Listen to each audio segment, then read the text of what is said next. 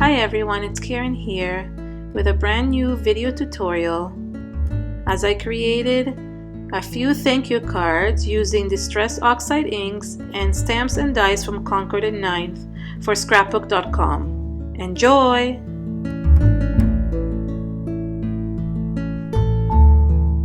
As always, all the links and products are below in the description area of the video. The first thing I did is took 3 Distress Oxide ink colors. This is Fossilized Amber, Fired Brick, and Spice Marmalade. I took the 3 colors and I added them to my Prima Marketing stamp block. Then I used some water and sprayed it on, and then pressed it onto, almost like stamping on it, onto my paper. This is a very thick paper. It's Bristol paper from Strathmore, and it's very thick and holds mixed media really well. For the second one, and I had another stamp block from Prima, I only wet the paper and then added these 3 colors again to the stamp block, but did not wet the block itself, just relied on the wet paper itself. Both of them held for at least 5 to 7 minutes, just so the water would really hold tight. You can't see this, that I left it on for 5 to 7 minutes because it's just a continuous video, but I did. And look at the beautiful effects that the water created in the background. For the second thing, for the 2 other cards, I used the ghost print or the ghost image, and I took 2 new cards and just pressed with whatever was left over on the actual block. And I wetted a little bit more and just pressed on it. This one had a little bit less ink than the second one, and I pressed this one as well, and again waited for 5-7 minutes until it was well done, and it was pressed well onto the background. And I really love how this one turned out, as it was a little bit lighter, but it created these really cool images in the background. I heat set my backgrounds with my heat tool really well, and then took some Vintage Photo Distress Oxide ink and Concord and 9th stamp. This is called Give Thanks, and I used the one that looks like a wheat stalk, and I started stamping with my Vintage Photo around the background by either turning the stamp or turning the card around, so I would get them scattered all around. To stamp them, I used the Fisker stamping block. It comes in a set of a few of these stamp blocks, and I used a size that was perfect for my stamp, and I just went around. It was just easy to line it all up and just go around the stamp. In this case, I'm turning the stamp around, but you'll see later on that I am actually, here it is, I move the paper and turn it around so I can get a better, closer image stamp when it's closer to my hands.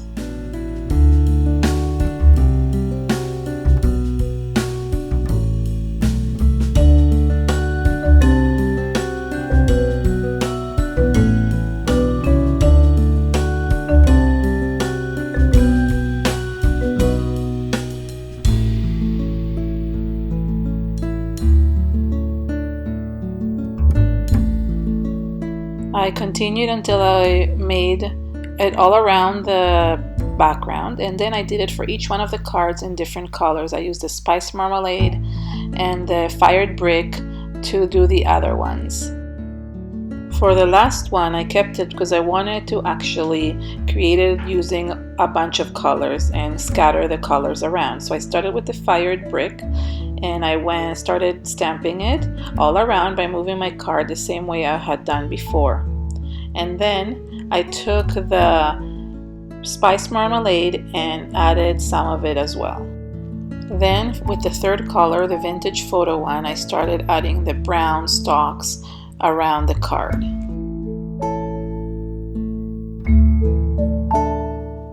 I continued taking turns with the other colors, going around the card, because I really liked how it was turning out with the different colors. I liked it so much that I actually decided that I was going to add all the colors to all the cards.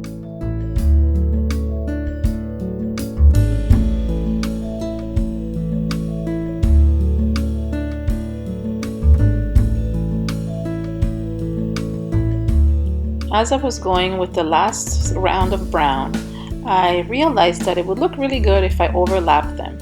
And I started stamping with the brown and overlapping them over the red and the spice marmalade. And I really liked how that turned out. The great thing about the Distress Oxide inks is that even if you stamp over something else, it doesn't destroy the image underneath. It keeps the ink the same way, and it doesn't blend with the others, so it looks really good, and you can still see the image before, and nothing like mixes with the other. So I decided that I wanted to add and overlap them on the other cards as well. So I went back and I actually took the different cards and added the other colors to them.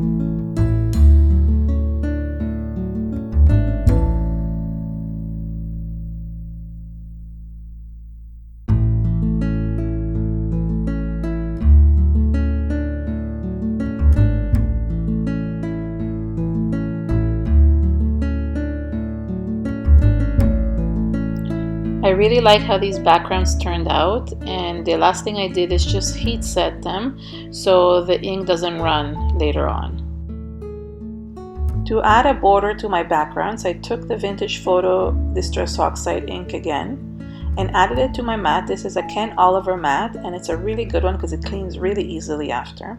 And then I sprayed it with water, and then I just ran my edges through the ink. This is a tutorial that I've done before. This is a technique that I've done before with all my cards because I love adding borders to them, and I'll link some of those below, above, so you can see what I mean on other cards. But I just run the edges through my mat, through the inked area, and just creates a really nice distressed border around the card.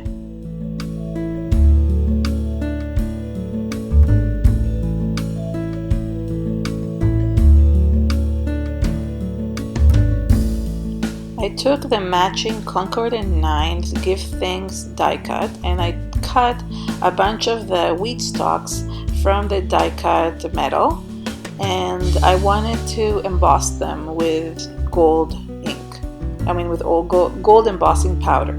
So I took some Ranger Princess Gold embossing powder. I inked each of my stems with the Perfect Medium ink, and then I just sprayed the embossing powder on top. I had to do it a couple times, just sometimes to fix the layers, or I would just do first the top and then the stem and just heat set it. And I did this for all the stems.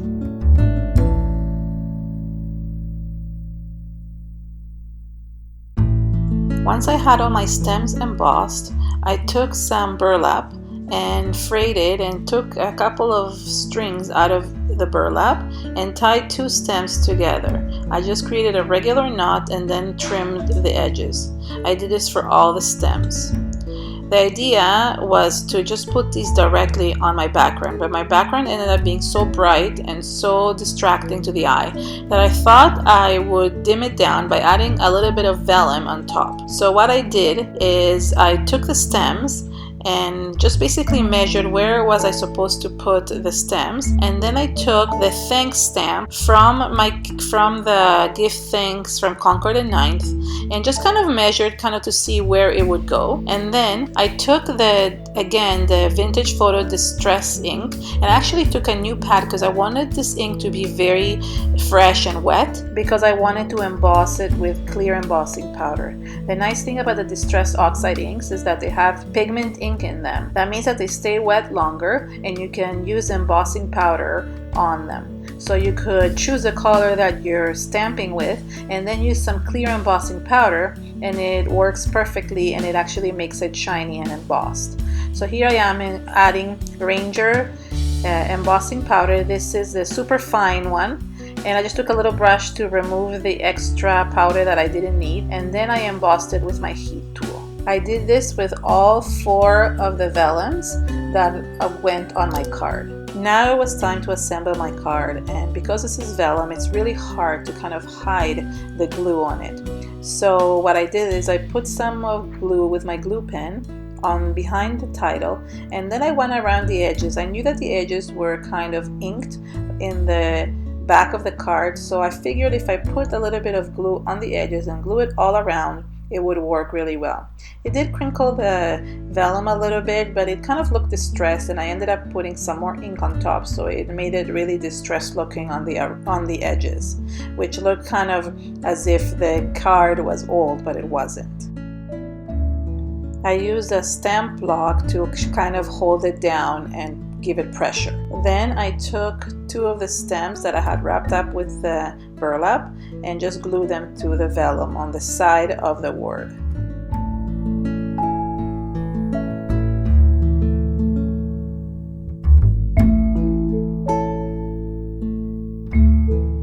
To add a little bit of more texture, I took the Tim Holtz Distress Stickles in Wild Honey color and just added 3 little dots on my background. As you can see here, the vellum really kind of toned down the background. You can still see the beautiful stamping in the back, but it's not so strong, and you can really see the die cut elements on top. As I mentioned before, I took some of the vintage photo and I actually went and also added it in the edges. I probably would have not had to do this, but I decided to just add a little bit more distress, and some of the cards actually leaked a little bit inside, so they didn't look as great. So that was a mistake that I made because I didn't seal the vellum well around, but this one turned out really well. And so I just added a little bit of distress edges to kind of hide the glue, and then I heat set them with my heat tool. Finally, I took some foam tape and just added to the back of my card and stuck this to an easel side note card, brown note card. Basically what I did is I took some cardstock and cut it to 4 1/4 by 5 1/2 size, and it fitted perfectly, and it's a really nice thank you card.